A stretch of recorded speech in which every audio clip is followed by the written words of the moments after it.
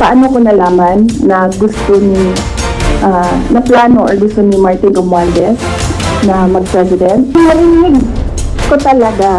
I was there. Teka, fake news na naman ang pinagsasabi ni Pusit.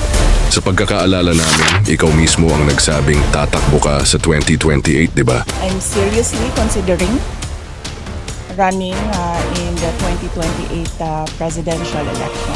Kasi nga may grand plan kayo noon. Gusto niyong palitan si Romualdez para maipwesto si Gloria Macapagal Arroyo bilang speaker. Bakit? Para ma-impeach si BBM at ipalit si Sara bilang presidente. Pero sablay, kasi hinarang ni Romualdez ang plano niyo. Simula noon, hindi na kayo tumigil sa paninira sa kanya. Si Romualdez mismo ang nagsabi na hindi siya tatakbo sa mas mataas na posisyon dahil masaya at kontento siya sa ginagawa niya ngayon, ang maglingkod sa bayan at gawin ang tama.